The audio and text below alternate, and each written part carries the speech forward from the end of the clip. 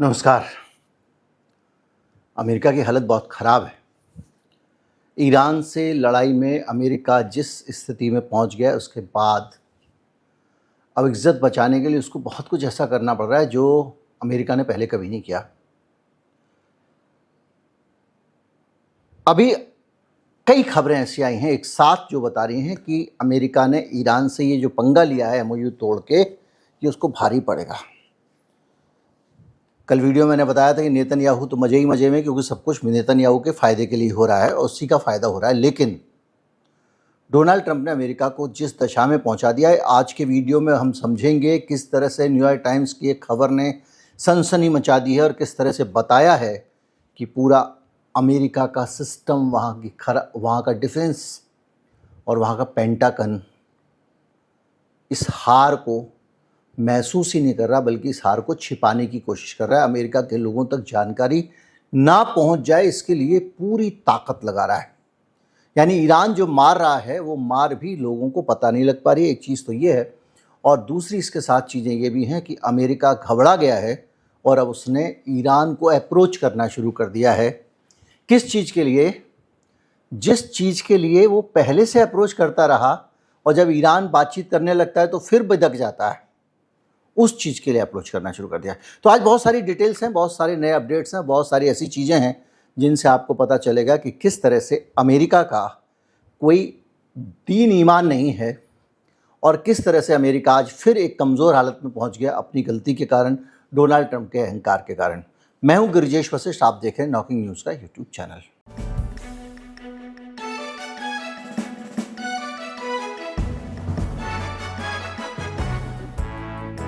देखिए, मैंने आपको बताया था कि अगर 3 सैनिकों के मारे जाने के बाद डोनाल्ड ट्रंप जो बड़ी बड़ी बातें कर रहे हैं, अमेरिका अगर बड़ा हमला करता है कोई ईरान के ऊपर बदले की भावना से, तो ये मान के चलिएगा कि ये युद्ध नेक्स्ट फेज में चला जाएगा, एस्केलेट कर जाएगा। और मैंने साथ में एक बात और कही थी, वो ये थी कि अमेरिका हिम्मत जुटा नहीं पाएगा। अमेरिका की इस वक्त हैसियत नहीं है कि इसको हैंडल कर ले जाए, उसकी दशा ऐसी नहीं है कि वो ईरान से बड़ा पंगा ले सके, इसलिए वो शांति की तरफ जाने की कोशिश में करेगा।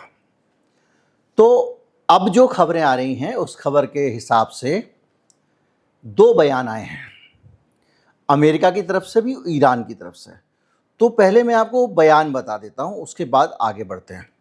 एक तो बयान आया है अमेरिका के विदेश मंत्री का, मार्को रूबियो जिनका नाम है। उन्होंने कहा है कि अमेरिका बातचीत का दरवाज़ा बंद नहीं कर रहा है। We have tried multiple times with Iran, कई बार कोशिश की है ईरान से बातचीत करने की, and we will continue to try, बार बार हम कोशिश करेंगे बातचीत करने की, and if that door open we will happy to see it open. मतलब अगर वो दरवाज़ा खोलते हैं तो हमें खुशी होगी। और ये भी कहा कि हमारी एक शर्त है, जैसे हमारा व्यवहार बदल रहा है उनका व्यवहार भी बदले। ये अमेरिका के विदेश मंत्री की भाषा है, उस अमेरिका के विदेश मंत्री की जिसके डोनाल्ड ट्रंप का व्यवहार आधी रात को कब बदल जाएगा कोई नहीं जानता। कौन सी चुटकी पर वो दवा लेता है कि एकदम से बंदा उलट जाता है। वो कह रहा है कि अगर हमारा व्यवहार बदल रहा है तो ईरान का भी बदलना चाहिए। मतलब हम झुक रहे हैं तो ईरान भी थोड़ा झुके ना सर। ये अमेरिका के विदेश मंत्री का बयान है। मैं आपको we have tried multiple times with Iran, ये मैं उसके कोट बता रहा हूँ, कोट एंड कोट बता रहा हूँ, and we will continue to try, if that door opens we will happy to see it opens. ये बाकायदा उन्होंने प्रेस कॉन्फ्रेंस में कहा है। तो ये अमेरिका का एक रुख आया। ईरान का भी एक बयान आया है। ईरान की तरफ से विदेश मंत्रालय के प्रवक्ता इस्माइल बगाई ने कहा है कि हाँ, हमारे पास मध्यस्थों के माध्यम से बातचीत के प्रस्ताव आए हैं।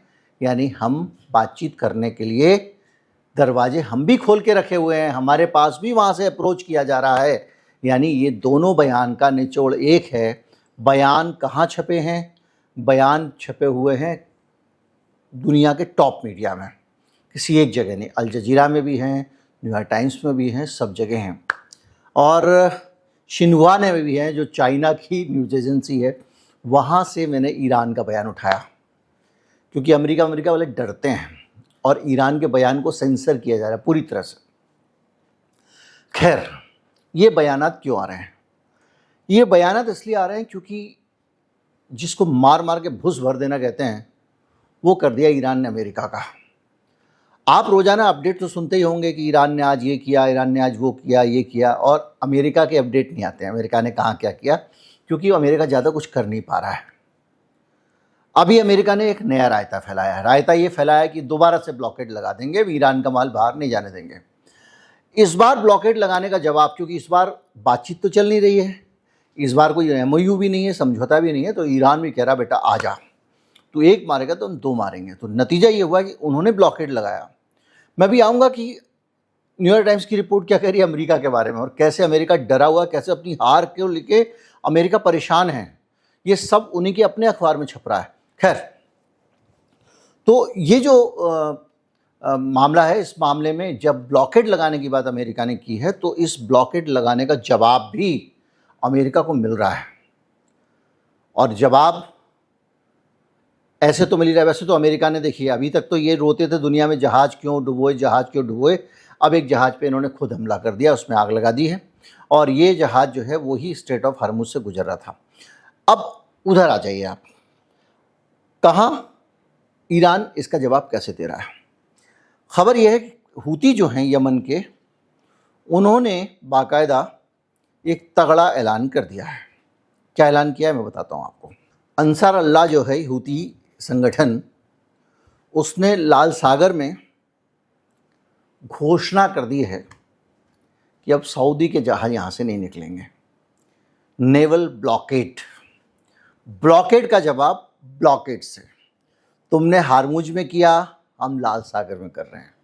और लाल सागर में किसका कर रहे हैं? जो सबसे खास है अमेरिका का, सऊदी अरब, उसका कर रहे हैं। यानी अब बाब अल मंदेर से सऊदी अरब के जहाज़ तेल लेकर नहीं जा पाएंगे। तो अगर ईरान का तेल नहीं जाएगा बाज़ार में भाई साहब, तो अब सऊदी का भी नहीं जाएगा।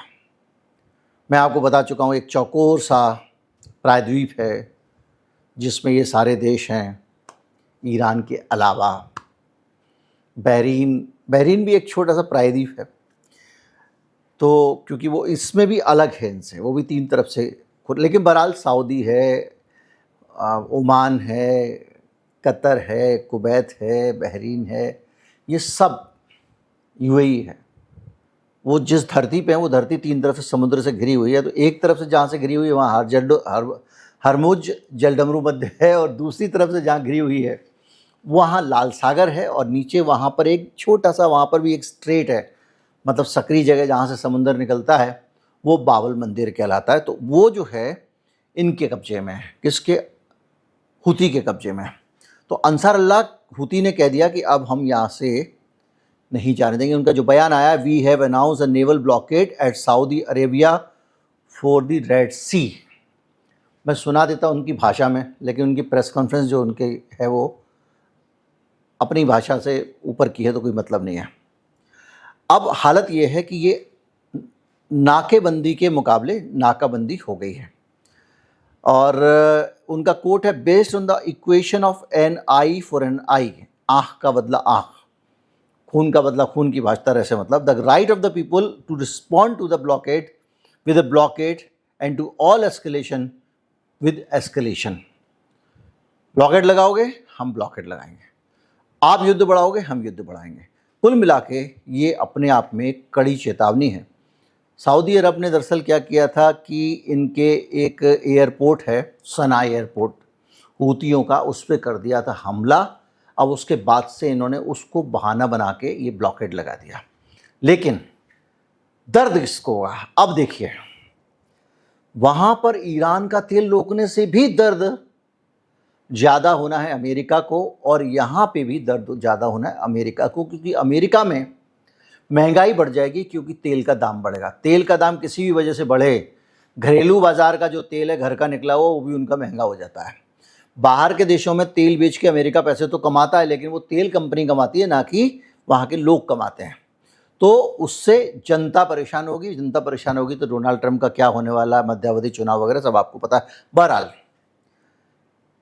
ये एक अपडेट है। इसके अलावा एक चीज़ और भी है जो मैं आपको बताता हूँ, वो ये है कि अब कहानी सुनिए, सबसे बड़ी वाली, जिससे एकदम दूध का दूध पानी पानी हो जाता है। कहानी ये है कि ईरान से पिट पिट के अब पेंटागन ने एक पॉलिसी बना लिया है कि भैया हम युद्ध के अपडेट के बारे में नहीं बताएंगे नहीं हमारे। अभी जब ये 3 मरे तब भी उन्होंने किसी को नहीं बताया था। धीरे धीरे करके ये निकाल रहे हैं। तो न्यूयॉर्क टाइम्स ने इसके ऊपर बहुत सारे अधिकारियों से बात की और अंदर की बात पता की, तो पता चला कि भाई साहब ये यहाँ जितनी मार पड़ रही है किसी को बता नहीं रहे हैं, कुट पिट के आते हैं घर के अंदर ही, और बाहर निकलते तो मुस्कुराते हुए निकलते हैं। यानी इस जगह पे ईरान जितने भी हमले कर रहा है, कोई भी हमला सेंटकॉम लोगों को नहीं बता रहा है।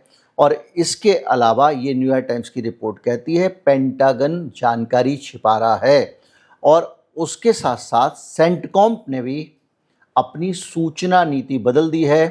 कितने सैन्य ठिकानों पे हमला हुआ, क्या टूटा, कितने ड्रोन, कितने हेलीकॉप्टर, कुछ नहीं बता रहे हैं वो, क्योंकि इतनी मार पड़ रही है, बताएंगे तो पब्लिक मारेगी वहाँ पे जाके वापस।